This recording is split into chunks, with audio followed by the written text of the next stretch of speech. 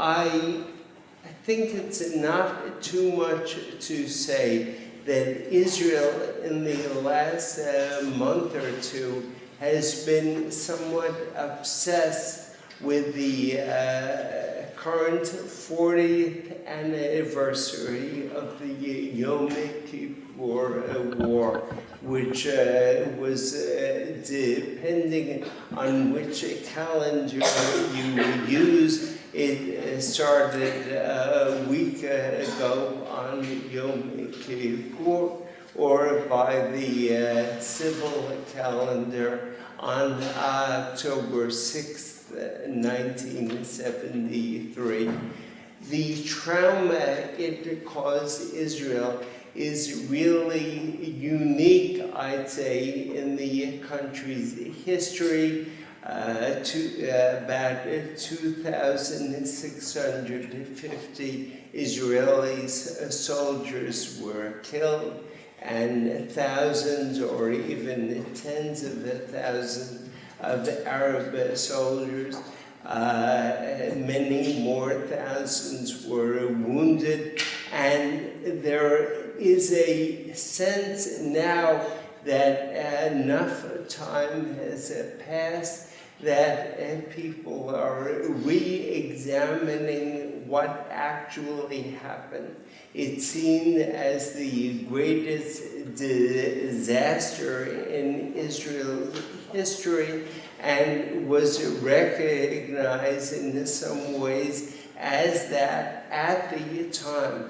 But the difference is that now, once secret documents are coming out from American and Israeli archives and are showing exactly what political choices were made, as well as which the military and intelligence failures.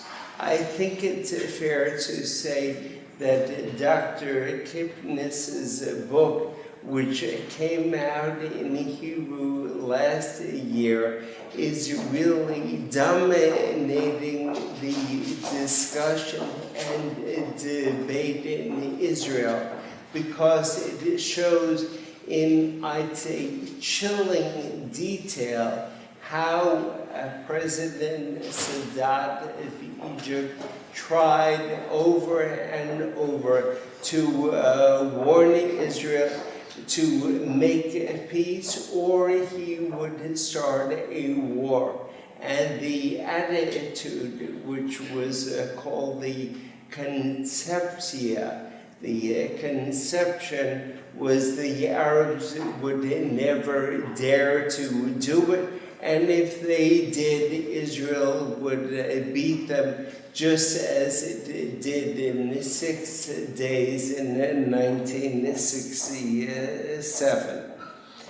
An additional question that I'm raising for my own class on the conflict is, are there lessons and parallels to today's situation? Dr. Kipnis is a historian. He's talking about this war 40 years ago. However, I think for all of us who are concerned about the situation in the Middle East, it's worth asking ourselves the question, is this somewhat relevant to our own situation today? Dr. Kipnis is a historian and teaches history at the University of Haifa. He's a reserve pilot in the Air Force, and I'm very happy to welcome him to the University of Maryland. Dr. Kipnis.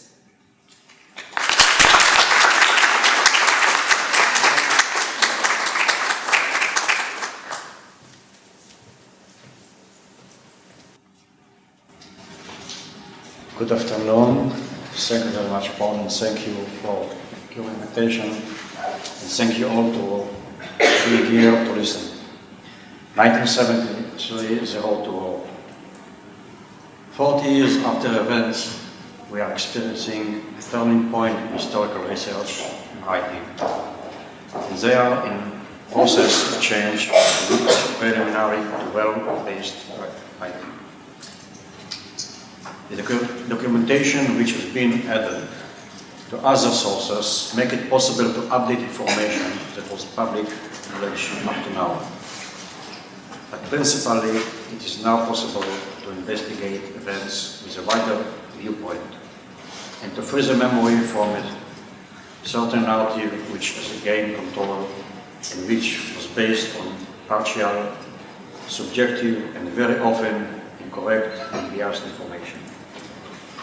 Only when we know what really happened can we investigate the issue and propose answers to questions of why it happened. And regarding the events of 1973, the secret channel between Sadat, President of Egypt, his envoy, Haifa University, and Kissinger, and between Kissinger and the Israeli Prime Minister Golda Meir, which has until now not been fully investigated, sheds completely new light on the Yom Kippur War and its cause, on Israeli steps before the war and on the surprise and shock on the Israeli side following the war's outcome. It was the collapse of Gantz, the Israeli Minister of Security, and Meir's political conception, not an intelligence failure, that dictate Israeli moves in the days preceding the war and lead to failure by preventing Israel from making appropriate preparations for the attack against it. The intelligence conceptions that lead the heads of the Army Intelligence branch to estimate a low probability of war carries its own shame, but had almost no effect on decision making. The question is not what the intelligence system knew or estimated on the eve of the war, but what the political level had decided on the basis of the event in the secret channel and what was hidden even from the Army Chief of Staff and the head of the Army Intelligence. Golda Meir and Moshe Dayan were assigned from the government after being elected directly after the war, knew more of their own failures than the public knew them, and more than the public knows today. And I would like to emphasize some political reference points on the road to war. The first one is June 19th. The situation of the borders, June 4th, and 6 days later, the Six-Day War in June 67. And the question was how to make advance of the war achievements. The answer was given by the unity government of Israel by the secret decision. Israel proposed to Egypt and Syria to sign a peace agreement on the basis of the international order. It presented a far-sighted political goal, and regarding the United States knew about the Israeli decision, but did not inform the Soviet Union, Egypt, and Syria about the Israeli decision. And for its own reasons, did not make use of the decision to initiate negotiations. And for our talks of the day, the decision was no longer enforced during the period preceding the Yom Kippur War. Because at the end of October 1968, the government of Israel decided, again a secret decision, to inform the United States that it would demand significant border changes in the international border between Israel and Egypt. This means, and it was clear to everybody, another round of war before peace agreement. The military goal of the war, capturing more territory, pressure on Egypt to accept significant changes in the international order. And the political strategy, after the war, political deadlock. The next point, December 71, end of the era of decision announced by President Sadat. Decision means peace or war. And Golda Meir arrived in Washington to discuss the situation with Kissinger. At that time, the National Security Advisor in the White House, and the key person for the United States policy. The results of the discussion was understandings of December 71, secret understandings between Kissinger and Golda Meir about common policy for the coming 2 years. This included political deadlock and elimination of any initiative to advance negotiations and continue U.S. supply of airplanes to Israel. Regarding the source, no American documentation exists. There is only Israeli documentation.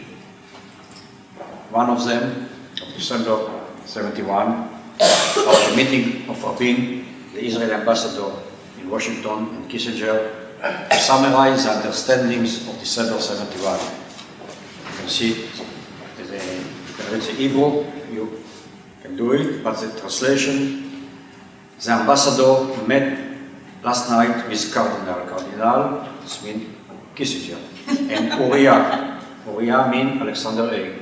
2 days after Flint returned from his meeting with Ish. So you can imagine that Flint was the president.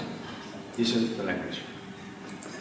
And regarding the question of what would happen if Sadat initiated war, translation, Rabin said, there is no doubt that we will hit them, we, the Israeli, will hit them hard if we are attacked. We will not let Egypt choose the way it is fought. Rabin reported Kissinger's reaction was, in that case, which he, Kissinger, did not believe would happen, it would help if Israel waited longer than 2 hours with its reaction. So, wait more than 2 hours was the price Israel paid for the understandings, political deadlock and the supply of the arms. Israel's behavior in the days and hours before the war was not based on last-minute consideration. You can say it was a commitment. And for example, on the day of the war, Saturday, October 6th, Dayan to the Chief of Staff, Gado, regarding a preventive attack.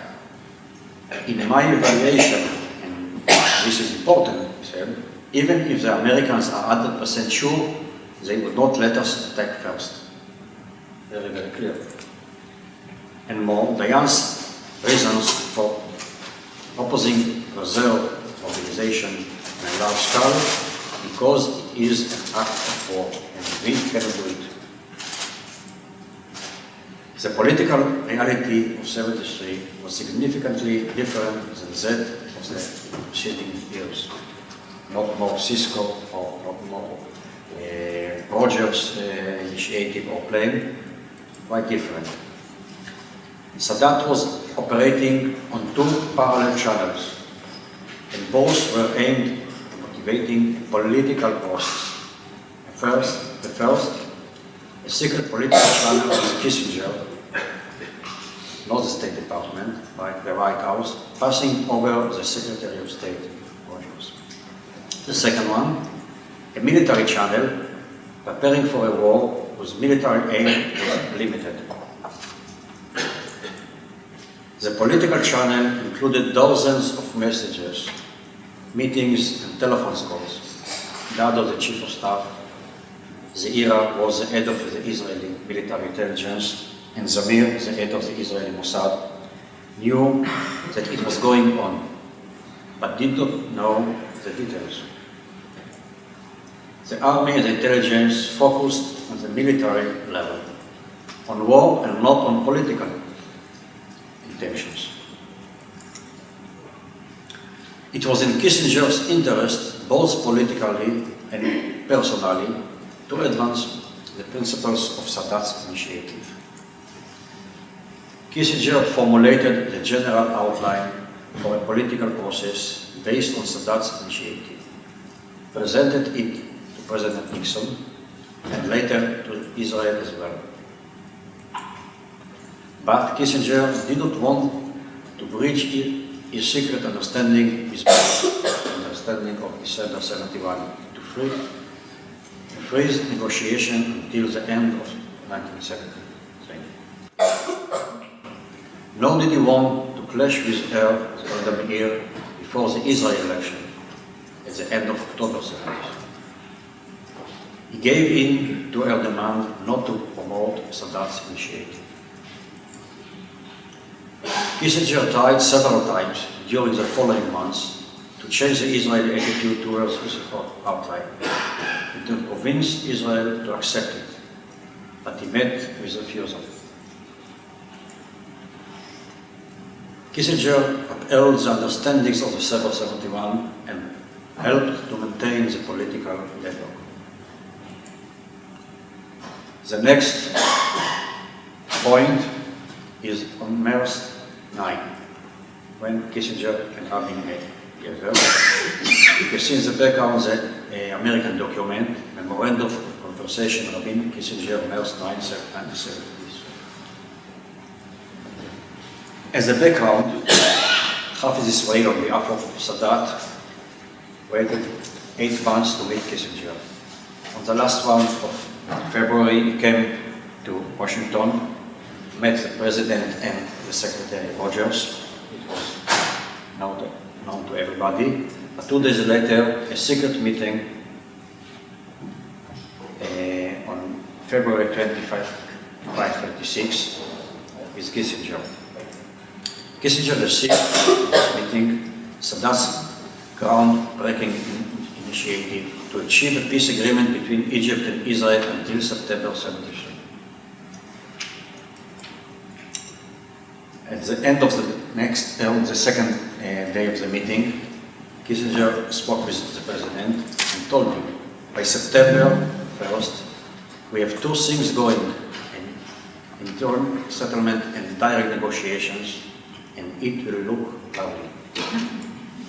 The next meeting, Kissinger, King Hussein, not so important, just to have the whole idea of what happened on that week. On the same day, Kissinger met the Israeli ambassador Rabin. Much more important because they prepared the meeting of the next day between Kissinger and Golda Meir, in which Kissinger told Golda Meir based on what he heard from Haifa Israel on behalf of Sadat. It is possible to get changes in the Egyptian position, but again, I will try only if you and I agree. Meir reaction immediately, he just will not go along with this. She don't want even to listen to it. So Kissinger focused on the meeting on the next day. Meir, Nixon,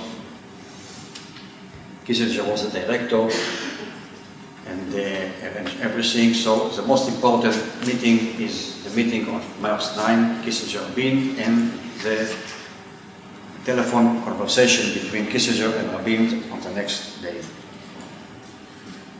Based on the American document, Kissinger presented Rabin with his timetable for reaching an agreement by September 73, based on Sadat initiative. And the last sentence of the American document was, for the next 10 minutes, Dr. Kissinger and the ambassador confirm alone.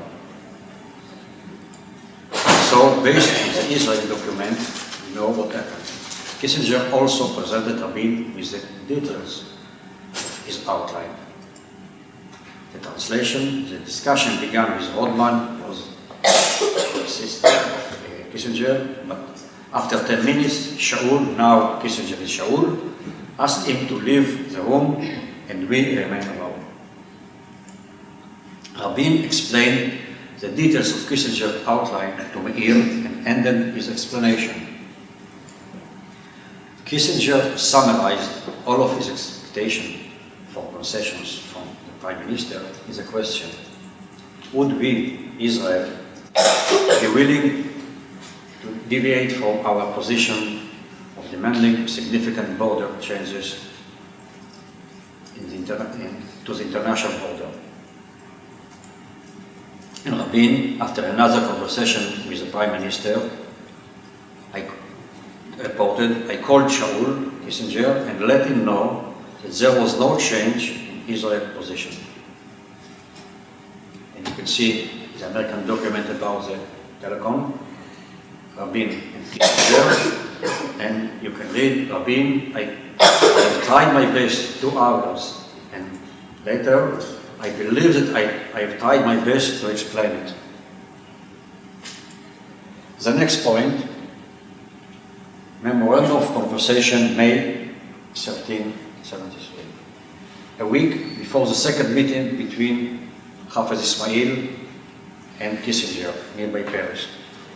Kissinger met Simcha Dinitz, the new ambassador of Israel in Washington, and told him, asked him, why could not you, Israel, take it in the form of security zones instead of annexation? Sovereignty would remain in Egyptian hands, but you would be there in practice, based on Sadat principles.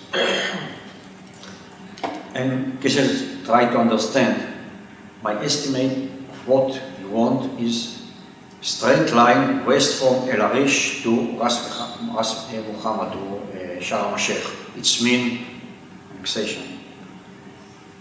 And the ambassador's answer was, it might not be a straight line, but in general terms, you are right. In July, after the summit between Brezhnev and Nixon, in July, Sadat understood that the only alternative possible to initiate negotiations was a limited military one. In August, Syria and Egypt coordinated the plans for war. In September, Kissinger was appointed Secretary of State. He made clear to Israel that negotiations would be initiated in the near future after the election in Israel. Simcha Dinitz, the ambassador, returns to Israel for consultations, and when he was back in Washington waiting for a meeting with Kissinger, the military tension in the Middle East was in the air. And the last point is end of September 73, 6 years before the war, and Dinitz reported, I was called to meeting with Naftali. Now Kissinger is Naftali. I was asked to come alone. And the ambassador reported, here I gave him a word-for-word translation of your telegram that is, we, Israel, are not of the opinion that the present situation, the military tension, is ideal. But the period of election is not a convenient time for serious discussion. Kissinger's reply, transmitted by the ambassador, was as follows. Here, Naftali Kissinger mentioned that when he had formulated the common strategy with us 2 years ago, remember the understandings of December 71, he had followed it completely, and neither of us had lost as a result. But that horse was dead. Quote. The war was a nation of the failure of political analysis. Kissinger wrote it in his book, and I will try to give my explanation to this statement. First, the Prime Minister Golda Heights related to negotiation with Egypt as a threat and unionist which should be eliminated. Meir and Dayan preferred to accept coming war rather than accepting the proposal for the political agreement with Egypt mediated by the United States by Kissinger. This would be a war in which Egypt would dictate its own timing and conditions, and a war in which Israel would not be prevented from preparing for it properly. Based on the document, Minister Israel Galili, in a very intimate discussion of Golda kitchen, something like the cabinet of Golda, on April 18, said all this Egyptian preparation for war and stems from the fact that we, Israel, don't agree to withdraw to the former line. They, Egypt, are ready for a peace and for a system of agreements and international guarantees, etc. All that on the condition that we withdraw completely to the former line. Based on the document, they, Galili and Mr. Galili, Golda, Meir and Dayan, preferred not to share their decision with the other members of the government.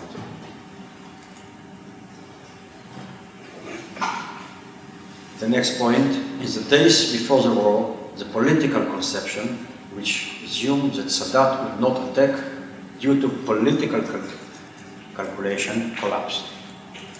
And I will try to explain what I mean by political conception. Dayan was a key person, was the only one who had all the information and the skill and experience to analyze it. And Dayan, on May 21st, gentlemen prepare for a war during the second half of this summer. Excellent. But the same Dayan, 4 months later, on September 24th, 2 weeks before the war, and the military tension was on the air, Dayan said there is reason to think that the Arab states would now prefer another political round rather than a military round. Very, very clear. Low probability for a war because of political reason, not military reason. And again, Dayan to the Army Chief of Staff on October 1st, 5 days before the war, after giving an intelligence outline of Egyptian and Syrian troops. The Arabs talk and talk, but they don't fire. That happens sometimes on the way to peace, or at least to know when you're the war. I expect that there will be a kind of evening of hostilities or not active fanning of the flames. Based on documentation, Dayan prepared to lead a political process after the election in Israel, which would be based on Sadat initiative. And based on documents, Kissinger too was preparing to lead a political process after the election in Israel. Dayan based his position also on intelligence information. The information provided by Marwan, Ashraf Marwan, was the son-in-law of Nasser, president of Egypt. He was very close to Sadat and later on to Mubarak, but acted as agent of the Israeli Mossad and supplied a very, very good information before 1973. And at that time, he was trustable. The information provided by Ashraf Marwan during the first days of September was that Sadat would not initiate a war in 1973. Both King Hussein on September 25th and Ashraf Marwan on the last day, a few hours before the war, had stated that political steps could prevent the war. We study the inability to hold on the front line and other military difficulties did not stem from the failure of the advance movement. The failure of the Israeli intelligence, which estimated low probability of war, had little influence on the decision-making of Dayan and Golda Meir.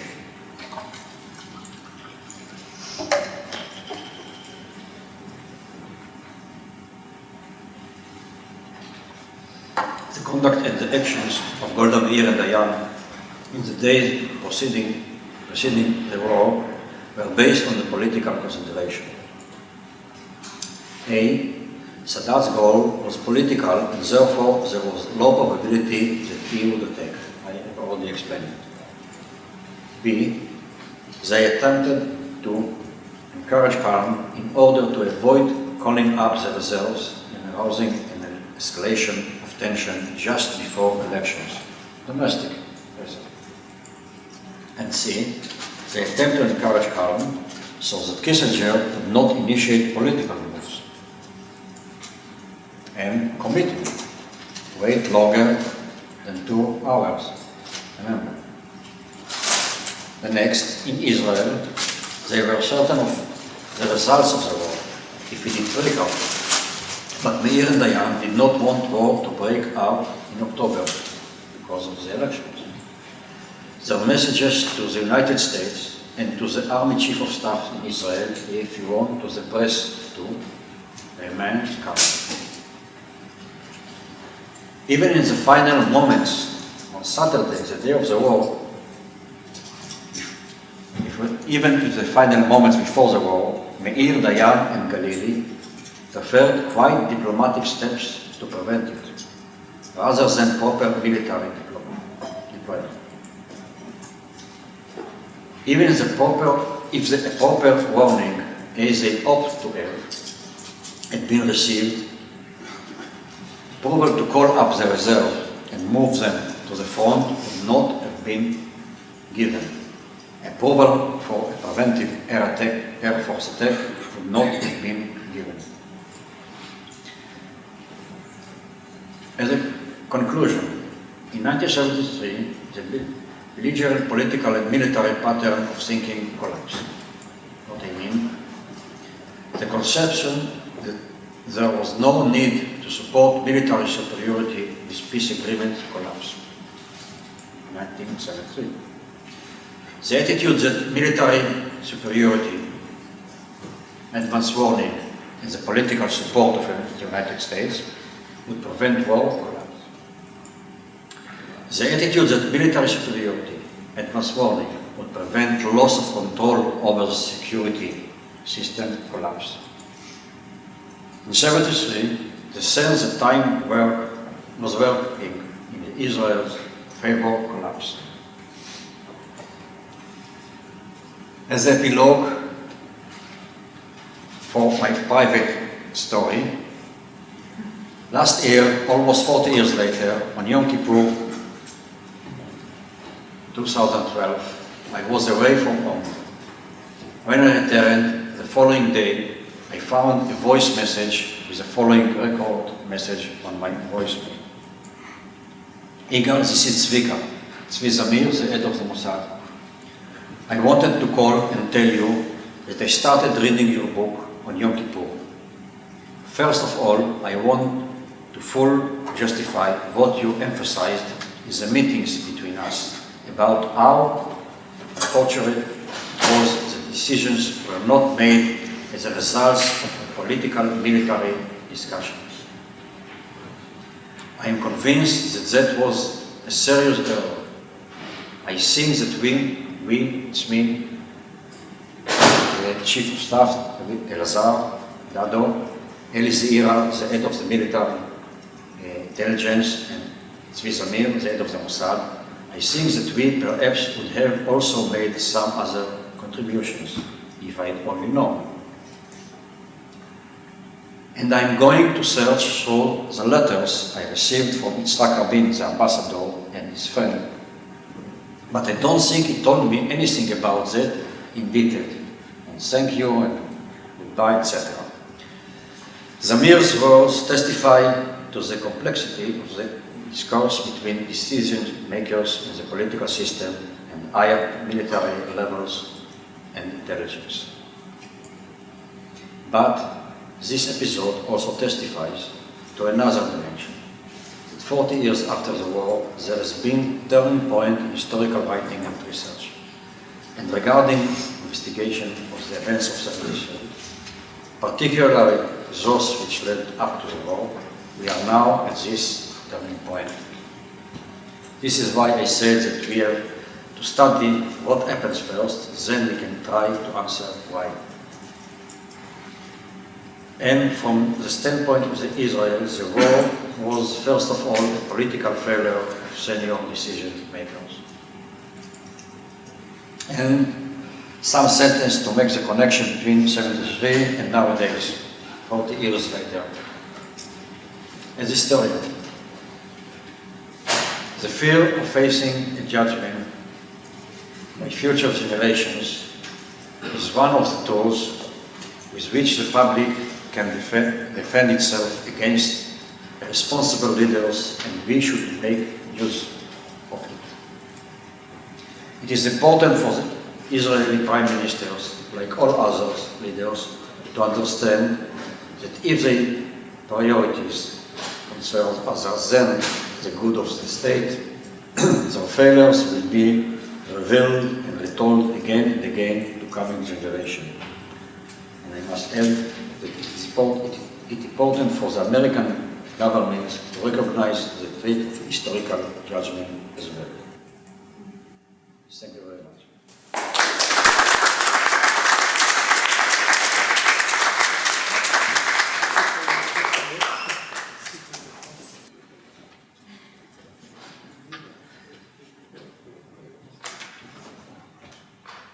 Thank you very much for, I think, an extraordinary tour through the thinking of the Israeli political elite at the time and the blind self-confidence that led to this disaster. I'll open it up to questions in a moment. I want to take the chair's prerogative and ask one question that may be unfair because historians don't like counterfactuals. But based on your research, do you think if someone else had been prime minister at that time, that it might have had a different conclusion? Do you think that the lockstep thinking that you would demonstrate to some degree was based on Golda Meir's own stubbornness or own insistence on having her own way? And I'm not sure if that's answerable by a historian, but I wonder what you think.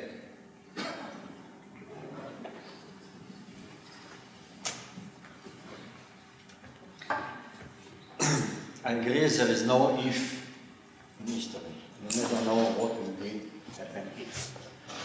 But you are right, we have to think about it, because it helps us to understand what happens nowadays. And we have to say that the atmosphere in Israel that days was not only Golda. The Israeli public support her almost 100%. But the question is, again and again, what it means the leader. The leader is to show the direction or to follow the people. And in this case, Golda Meir is all the power to be a leader, but she don't make use of it. Okay, I'd like, please.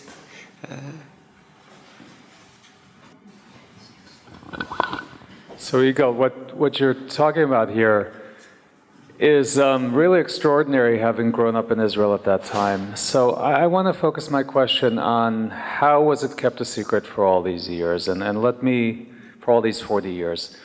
The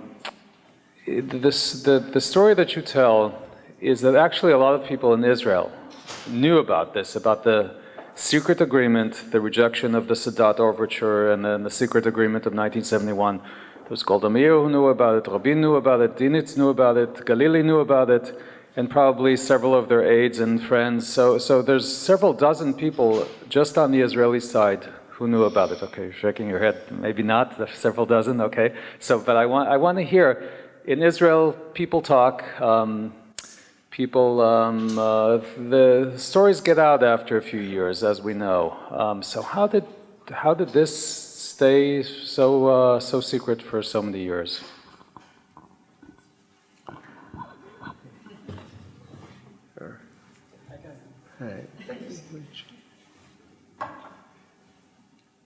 When you say too many people, depends what is mean too many people. Please use the mic so we're recording it also. Okay. Yeah. The secret channel was between Kissinger and Golda Meir and Kissinger Sadat. So regarding the Israeli side, Golda Meir, the ambassador in Washington, and Golda Meir by itself, she shared the information with Galili, Minister Israel Galili, and Dayan. That's all.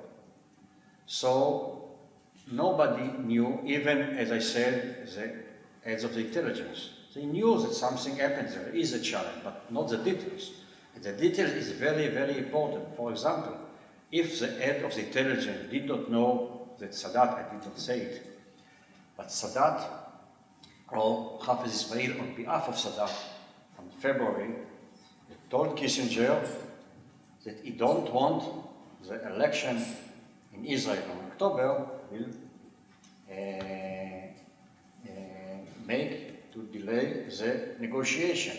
He said to Kissinger, 2 days later you will meet Golda Meir, and I don't want that the election in Israel will be a reason not to negotiate. He said it 3 times. If the head of the intelligence did not know about it in the days and the hours before the war, it's very, very important. Now, later, there is a feeling that we could reach a peace agreement before the war, because Sadat announced about it publicly.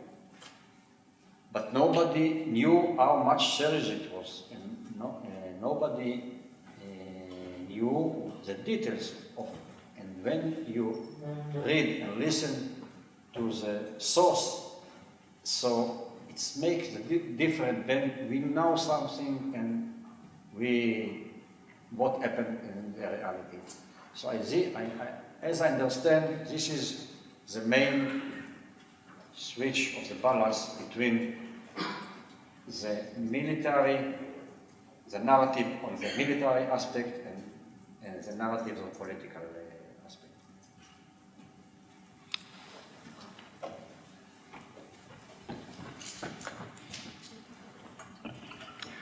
Thank you, Dr. Kipnis, for your wonderful presentation. I enjoyed it. I was in Israel at the time. I was a journalist, and I was at kilometer 101 on the Suez to Cairo road, where the ceasefire agreements were signed, and I was up in Golan Heights, and it was certainly, you have to say that the President Nixon never received the credit that he should have for helping to really save Israel from perhaps a nuclear strike from Moscow, from that airlift that occurred in '73. But I wanted to talk to you about, or ask you a question, and that is, at the same time that this feelers were going on, this sort of discussions of a peace agreement between Israel and Egypt, President Sadat also was working very actively with Moscow, with the Warsaw Pact, to build up the military forces in Egypt. There was a bridge, an air bridge that was created from Russia over Turkey to the Mediterranean to Egypt. The Warsaw Pact, I know I was in Poland the summer before, and they were in Poland. Later it came out they were preparing to join.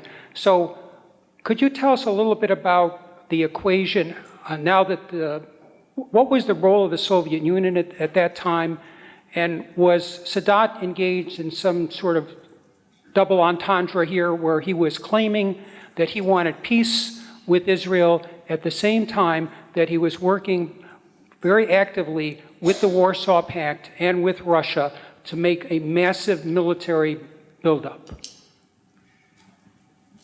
Okay, regarding the Soviet Union was very, very weak. Everybody played with them. Sadat played with them, and also Kissinger played with them. They wait for they need United States. Sadat target was political target. He would like to shift from the umbrella of the Soviet Union to the United States. I think it is very, very clear to a poor country as Egypt is. On July 72, it changed the atmosphere between Egypt and the Soviet Union. And he started negotiate directly through the CIA with Kissinger. And his target is to build a relationship with the United States, which means peace agreement with Israel. And, under the umbrella of the United States for Sadat is also a good connection with Saudi Arabia, because under the umbrella of the Soviet Union, it is impossible for him to discuss with Saudi Arabia. So, for Sadat, he understood he has no military option to fit Israel to get back Sinai by military direction. So his target was political. He started negotiation or a limited fighting to start a political negotiation. So he went parallel with these two channels. Direct negotiation with Kissinger and gave the order to the military people, please prepare a war. So, as I said, about July, after the summit between President Nixon and Brezhnev, Sadat understood there is no direct political negotiation, so we have to go on with a military channel to initiate later on a negotiation. Is it okay, or you have some more question? So usually when questionnaires ask questions from the audience, they always never make a speech or never make it, but you've invited me to enter into dialogue, and I hope the people, students... Briefly. I won't... I would just make the point that it's possible President Sadat, very brilliant man, decided to use the idea of a political negotiation as a smokescreen. I mean, you have to look, if you look at the way negotiations and war lead up to war, that there usually is there's two hands. There's one where there's field towards negotiation, like before World War II, or before the German invasion of the Soviet Union, and then there's the military buildup. So to keep your enemy, which was Israel, off guard and off balance, not knowing which way it was going to go. So, I think it's possible, but you've not given us what the detail of the actual proposal was, other than there would be a line, a new international boundary from El Arish down to Ras Mohammed. So that's one, but what about demilitarization of the Sinai, opening of the Suez Canal? I mean, how much detail did he actually provide to Kissinger? Okay, your question was about Sadat principle for peace negotiation. And we have to ask the question, what happened if Sadat could get a positive answer from Kissinger to his principle? I'm quite sure he will not I said, I can say only what I think. If you get a positive answer, it will not use the military direction. But regarding your question, Sadat based its principle of some points. First of all, direct negotiation with United States. Agreement first with United States about the principle of the relationship. And regarding Israel, it means that the United States recognized the Egyptian sovereignty over Sinai. And this is what important for Sadat. He said, I want you to recognize the Egyptian sovereignty over Sinai, and I agree that Israel will keep, go on to stay in some points that Israel need for security, State Sharm el-Sheikh, and some other points. And we have to remember, we speak about the situation before negotiation. Something was done later on 78 in Camp David, and when they negotiated peace, so you cannot compare the situation before the peace process and the last line, the end. The second principle of Sadat was Sadat would like to separate Egypt from the other channels of the conflict. He understood that if you will wait for the Syrian or for the Palestinian or the Jordanian, it will take some years, nobody knows how much. So he decided he would like to separate Egypt from the other channels of the conflict. It is not so simple because he cannot announce it, but he found the formula how to do it. I will be the first, and the others will follow me. If you want, this is the principle of the peace agreement a few years later. The other principle of Sadat is step by step. It means the first steps will be Israel withdraw from the canal. We open the canal, and he gave also the timetable for it until May 73. The second steps will be we agree about the final agreement until September 73. The employment of the agreement will be later, and it will be a long period, years, 10 years, maybe even more, that Egypt will change the situation from state of war to state of peace, yet not full peace. Full peace will be only at the end. If you want, this period is still now, as we called it now, the cold peace, but the principles are the same. So basically, this was the Sadat principle when he came to Kissinger.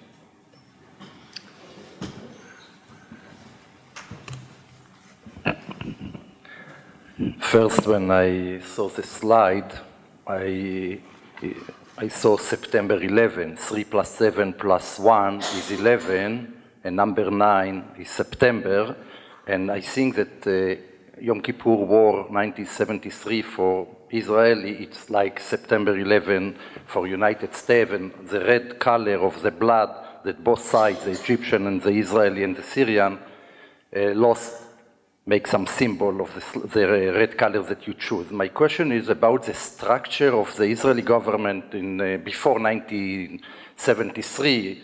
They talk with the US, etc. Do you think that the structure at that time, that 3 people or maybe 10 people without like other people who take and look in different side and aspect of the whole picture, cause that Israel didn't came to a peace agreement with Egypt when they talk. And later, they didn't react, as the military has to react, when they have some know about the war that is coming, but they didn't took it very seriously. And what happened, happened. And what do you think is the red line that Israel have to listen to United States and not to start the war like in Six-Day War in the morning, 4 a.m., the Israeli plane attacked all the airport in Jordan, Syria, in Egypt, and the war started, and here they didn't do it, and maybe something happened, and the same can happen maybe with Iran. Where is the red line when Israel can start to attack Iran or any other country if they are under threat, and very serious threat? Okay, your question was regarding two different circles. The domestic circle, how Israel will take the decision, and no doubt that it was not the way to take the decision only 3 people, not more. Even not share all the information with the military high level and the intelligence high level. No doubt it cannot work, and something was changed in this regarding this point. But we have to remember that always, even if the decision will be taken in the right, let's say, on the right way, always the Prime Minister, two people, one or two people, Prime Minister and the Minister of Security, they never can share all the information they have with others. The intimate discussion with the President of the United States, for example, they cannot share all the information, even if they want. So we have to remember the responsibility that they have. Now, regarding the other circle with the United States, according to my opinion, Israel always have to listen. And you asked about the military aspect of the subject, but I spoke about the political aspect. And on 70, Kissinger, on behalf of the United States, and when I say United States, I say Kissinger, understood what is good for Israel and understood what is good to the United States, but for some reason he decided to let Israel go on at least until the election. So we understand the result. So it's mean if Kissinger put some more pressure, maybe something could be changed. I don't know. Joseph? Thank you very much. Can you hear me? Yeah. Okay. Can you please go into a little bit more detail in terms of the 1971 agreement? What were the interests, aside from the Israeli interests, what were the American interests in having a political stalemate? And this whole business of a 2-hour delay before a response, what was that all about? Okay. When you say United States, you have to say State Department or the White House. Right. Rogers or Kissinger, if you speak about the figure. So we know the policy of the State Department. Rogers playing and Cisco initiative, etc., etc. But Kissinger on 1971 was busy with Vietnam, was busy with the Detente. He had a good reason why not to go on in negotiation for peace agreement, because it means to involve the Soviet Union. And he would like the Egyptian to come directly to him. So the interest of Kissinger and the interest of Golda Meir was the same. The understand of stagnation for 2 years. And the second question was regarding the 2 hours. It means Kissinger, it was very, very clear that Kissinger said, you will not attack first. And when on 71, they remember what happened 4 years ago, 67, that Israel called the reserves for 3 weeks, and there was no other option but to shoot the first. So Kissinger said, I don't press on you about withdrawal. We supply you the arms, mainly the planes. But I don't want that you will attack first. And calling the reserve also means act of war. Let's see.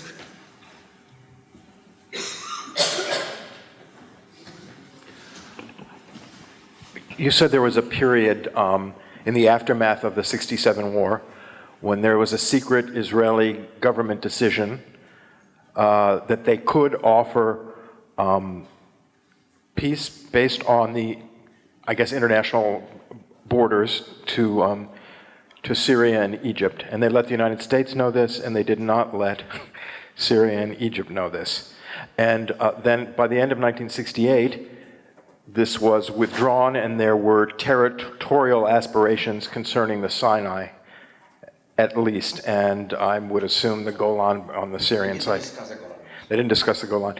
Could you speak a little bit about, number one, both the decision-making and the domestic situation within Israel between those two times that led to this change, and the reading of the regional environment and things that happened in the region between 67 and the end of 68, and then the knowledge of this, or lack of knowledge of this, in terms of the calculations between 71 and 73. Did it play a role, or did it just sort of disappear?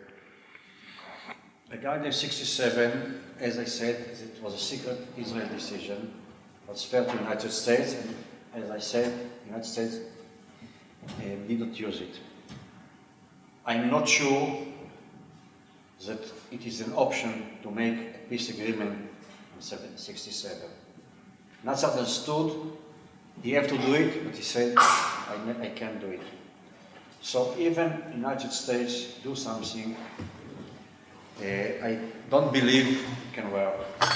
And for the United States, you have to understand the situation on the eve of June 67. 57, President Eisenhower pressed Israel withdraw from Sinai and guarantee for some points. But on 67, United States could not keep it. So after the war, they prefer to let the situation as it is, and you can imagine in the circle of the conflict between the Soviet Union and the United States, the results of the 67 war was quite clear for the United States. So the situation in 67, it was Johnson administration to keep the situation as it is, if the alternatives means that United States have to lead the peace process, because the United States did not want the time to guarantee the result of the peace process. So they prefer it will be done by the United Nations, if you want, Yaring and the envoy to the Middle East, etc., not by the United States. If they give you the answers, and what's another one? Just what had happened between 67 and 68, both in American and Israeli and other thinking, if it had any impact between 71 and 73, the memory of what Israel was willing to do and was no longer willing to do. Did that play a role in it? No, between 71 to 73, it was clear, no deadlock, stagnation, political stagnation, no doubt about it. I mean with Kissinger and Golda Meir, again, not with the State Department. But as you know, Kissinger was a key person, and he helped Golda Meir to keep the negotiation out.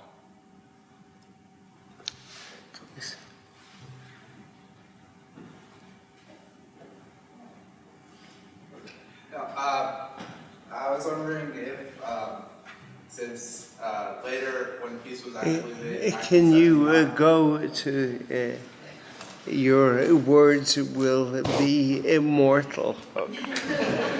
I said, I was wondering when peace was actually made in '79, 82.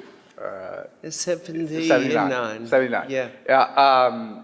That the word that we're using in Egypt was, I think a word in Arabic was temporary peace, like hudna, to describe what would be the relationship between Israel and Egypt and Israel. So was there reason to believe before 73 that Sadat's intentions were just temporary and not actually serious?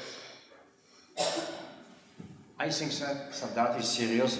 We see what happened later on. So Israel and even United States, even Kissinger, don't took it seriously. But as we know, the principle of what he suggests to Kissinger on February 73 is the same principle of the agreement of 79. So why we need the war for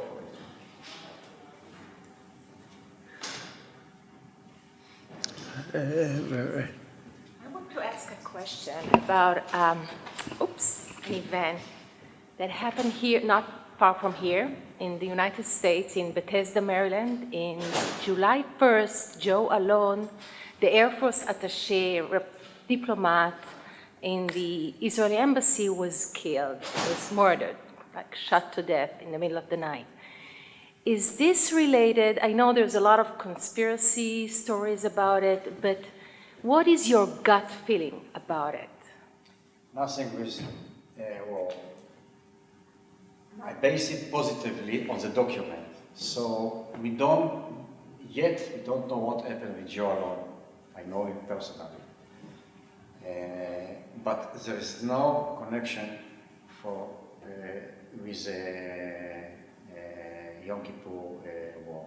Just when you don't have the answer why Israel behaved as it behaved in the days and the hour before the war, we try to think about some thesis, but you have to base it. There is no base for this thesis. Other questions? Debbie? This is a follow-up to this gentleman's question. Why did Israel switch from 67 to 68 in terms of no longer being of a position we'll give back the whole, or we'll negotiate over the whole Sinai? The self-confidence was higher and higher and higher, and we, Israel, feel that we can do whatever we want, and if the Israeli government, and it was the unique government from the right to the left, included the Labour, and Begin, the first time, was part of the Israeli decision maker, and so 67 decided what they decided. Later on, we had the feeling that we could do everything, and this is why we can change the international border and annexation of part of Sinai to Israel. I'll ask one more, perhaps also unfair. Do you think that there is any point in making an analogy between 73, when Sadat was secretly insisting on peace, and now, or when the Arab League has made twice or even 3 times a peace offer based on the 67 borders? There are so many differences between 73 and this year. But do you think there are lessons we can legitimately draw from this disaster for the decisions that have to be made now? Okay, as I said, history cannot repeat itself. So if it happened on 73, it doesn't mean it can happen now. But my private opinion regarding what has happened now, we know the Arabs initiative. And I don't see any reason, from the point of view of Israel, why not to cooperate with this suggestion. I don't know, and maybe we will know about it 20, 30 years later, if something happens now. We don't know. But there is no reason why not to say yes for this offer and go on to negotiate based on it. Thank you. Any other questions? So thank you very much for your explanations and views of the conflict. I think we understand the situation better than before, and thanks for writing your book. And books are available in the back if you're interested for purchase. Thank you.